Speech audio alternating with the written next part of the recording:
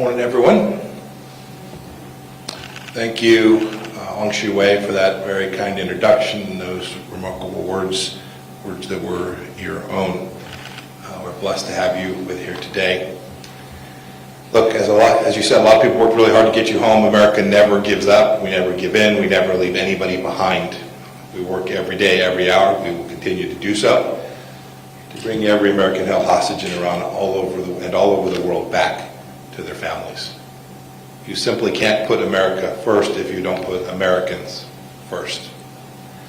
Look, we have many distinguished guests in the room today. Thank you especially to the ambassadors from different countries, distinguished scholars, members of the Iranian-American community who have joined us. Thank you too for the gracious hosting here at the National Press Club. I know many members of this club do dogged reporting to keep Americans informed on world affairs, and that a free press is a staple of a healthy democracy. More speech is important, and I can't say that I always agree with everything that's written, but what you write is read, and it matters. Get it right, get the truth, and America will prosper. I want to start with a quick story in these remarks today. Many of you here may recognize the name Abu Muhammad al-Masri, also known as Abdullah Ahmed Abdullah. He was Al-Qaeda's worldwide #2 and on the FBI's most wanted list for slaughtering members of our State Department family in the Kenya and Tanzania bombings of 1998. More than 200 people, including 12 Americans, lost their lives in those attacks. The New York Times reported in November that al-Masri was shot to death on the streets of Tehran. Today I can confirm for the first time his death on August 7th of last year. The Times wrote, quote, that he had been living in Iran was surprising, given that Iran and Al-Qaeda are bitter enemies, end of quote. It could not be more wrong. It wasn't surprising at all. And more importantly, they're not enemies. Al-Masri's presence inside Iran points to the reason that we're here today. It's what I want to talk about in these remarks. Al-Qaeda has a new home base. It is the Islamic Republic of Iran. As a result, bin Laden's wicked creation is poised to gain strength and capabilities. We ignore this Iran-Al-Qaeda nexus at our own peril. We need to acknowledge it, we must confront it, indeed we must defeat it. Now I know this news will come as a surprise to many Americans. We had Al-Qaeda on the ropes after 9/11, thanks to sustained efforts of our brave soldiers, intelligence officers, diplomats, NATO allies, many others who worked tirelessly to defend freedom. There are far fewer Al-Qaeda operatives in Afghanistan today than there have been in decades. That remains true. This is an enormous tribute to American resolve, American ingenuity, American leadership, and frankly, raw American military strength. That effort drove Al-Qaeda to search for a safer haven, and they found one. The Islamic Republic of Iran was the perfect choice. Al-Qaeda has in fact carried on a relationship to Iran for nearly 3 decades, as the 9/11 Commission clearly established. In the early 90s, Al-Qaeda operatives traveled to Iran in the Bekaa Valley of Lebanon, the heartland of Hezbollah, for explosives training. In the period before 9/11, the Iranian regime told border inspectors not to stamp Al-Qaeda members' passports when they entered or left Iran on their way to or from Afghanistan. This was to help them avoid suspicion when they returned to their own countries. And while there is no evidence Iran helped plan or had foreknowledge of the 9/11 attacks, at least 8 of the 9/11 hijackers traveled through Iran between October of 2000 and February of 2001. Indeed, in 2011, a federal judge in New York ruled that Iran had provided support for the 9/11 attacks based on the role it played in furthering Al-Qaeda operatives' plans. And of course, after 9/11, hundreds of Al-Qaeda terrorists and their families fleeing America's righteous vengeance took refuge there, inside of Iran. A letter from bin Laden, found by the Navy SEALs during the Abbottabad raid, sums up the relationship since 9/11 very well. In his own words, quote, Iran is our main artery for funds, personnel, and communication. There is no need to fight with Iran unless you are forced to. End of quote. These are bin Laden's own words about his and Al-Qaeda's relationship with the Islamic Republic of Iran. Of course, there's more evidence as well. In 2013, the Canadian government disrupted an Al-Qaeda plot against a passenger train that linked Toronto and New York. The Canadian government stated that the plotters received, quote, direction and guidance, end of quote, from Al-Qaeda members living inside of Iran. No, New York Times, not a surprise. Iran arrests students, religious minorities, and environmentalists, but not jihadist Al-Qaeda killers. Yet, in spite of all the assistance the Khomeini regime provided to Al-Qaeda, Tehran actually imposed tight restrictions on its operatives inside of Iran for some time. The regime very closely monitored Al-Qaeda members, putting them under virtual house arrest. They were in control. Bin Laden himself considered Al-Qaeda members inside the Islamic Republic to be hostages. The Iranians controlled these Al-Qaeda leaders. But the U.S. government didn't believe that Iran had authorized Al-Qaeda to launch a terrorist attack. But I have to say today, that is not the situation. Indeed, everything changed in 2015, the same year that the Obama administration and the E3, France, Germany, and Britain, were in the middle of finalizing the JCPOA. A sea change was happening within the Iran-Al-Qaeda axis. Let me give you some information that is brand new to the public today. Iran decided to allow Al-Qaeda to establish a new operational headquarters on the condition that Al-Qaeda operatives abide by the regime's rules governing Al-Qaeda's stay inside of the country, agency, and control. Since 2015, Iran has also given Al-Qaeda leaders greater freedom of movement inside of Iran under their supervision. The Iranian Ministry of Intelligence and Security and the IRGC have provided safe havens and logistical support, things like travel documents, ID cards, passports, that enable Al-Qaeda activity.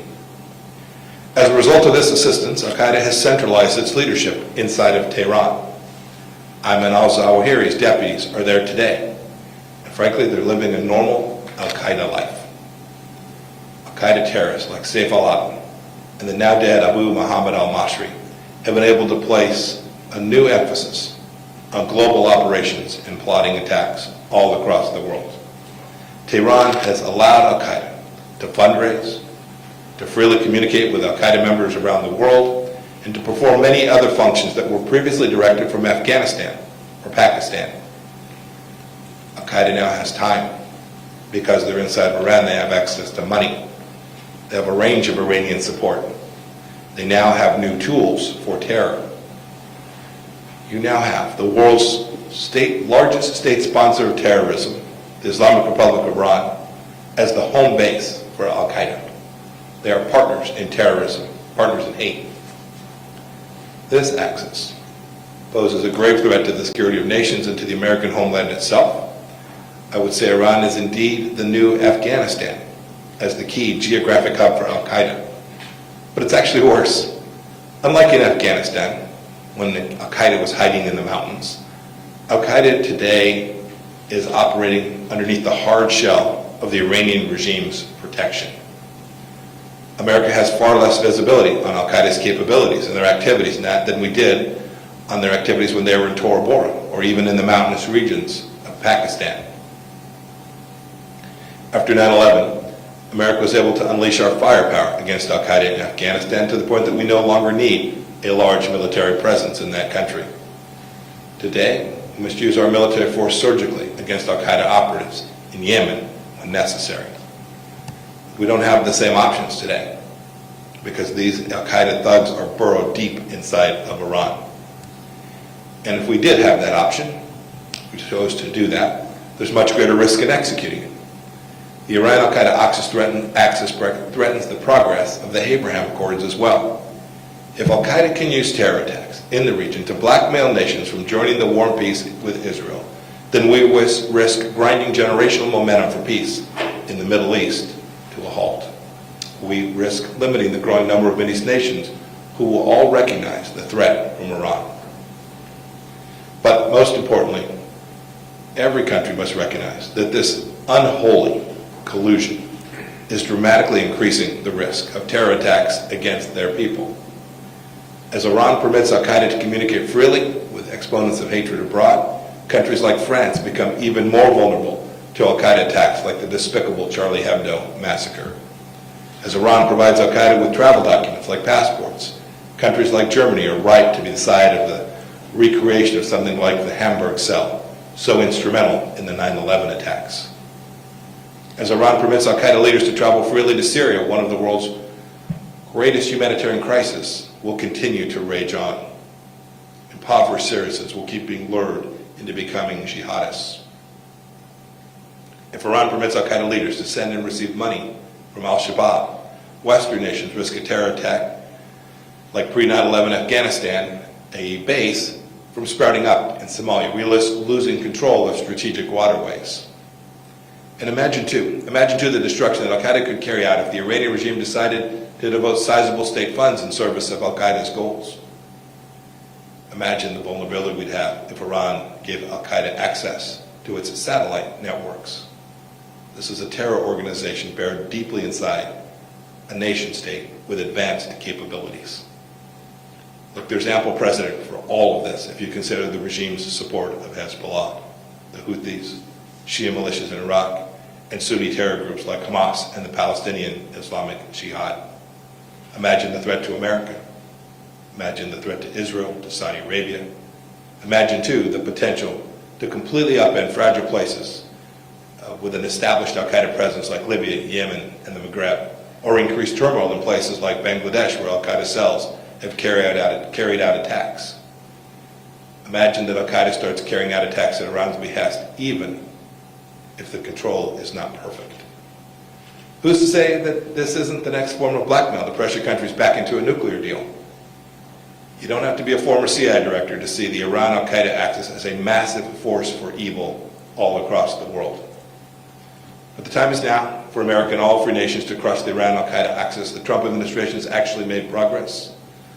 Let's not tolerate Iran giving Al-Qaeda a second wind. Let's not downplay the danger of Sunni-Shia cooperation in terror. Let's not lie to the American people about Iranian moderation and pretend appeasement will work. 30 years of cooperation shows that Iran and Al-Qaeda's divergent theology is no match for its convergent hatred. That's the reality. Here's reality two. Nations have an obligation to sanction entities designated as associated with Al-Qaeda under the UN Security Council Resolution 1267. We've exercised American leadership by sanctioning the MOIS and the IRGC. We urge the United Nations and all countries to do the same. Today I'll announce the following actions. Today we'll announce sanctions on Iran-based Al-Qaeda leaders Sultan Yusuf Hassan al-Arif and Mohammed Abateh. He is also known as Abdul Rahman al-Maghrebi. I'm also announcing designations of 3 leaders of Al-Qaeda Kurdish battalions, an Al-Qaeda-linked group that operates on the border between Iran and Iraq. And in a related action, I'm announcing a reward for up to $7 million under the State Department's Reward for Justice program for information that leads to the location or identification of al-Maghrebi. We want to bring him home to America for justice. In closing, I want to go back to 1983. It was the fall of my sophomore year at the United States Military Academy. I remember picking up the newspaper to read that a truck packed with explosives had slammed into the U.S. Marine barracks in Beirut, Lebanon, killing 241 American warriors. My life wouldn't be the same after that.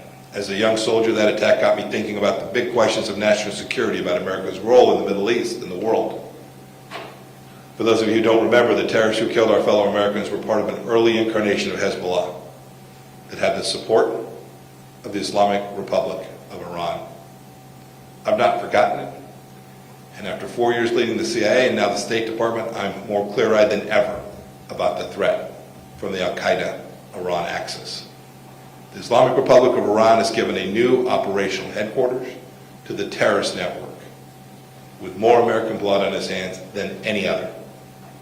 People who are plotting fresh atrocities from Tehran, even as we speak. We can't ignore this truth. And just as we have done with other horrible regimes like the one in China, the Trump administrations will look to this as it is, not as we wish it to be. We see the true nature of the Iranian regime and we refuse to indulge it. We speak the truth about the nature of the Iran-Al-Qaeda relationship, and we've taken significant actions to crush it. We urge every country to do the same for the good of their own people and the good of security, stability, and prosperity of the world. The free world's battle against terrorism will go on. May America always lead in that fight. Thank you. May God bless all of you, and may God bless the United States of America.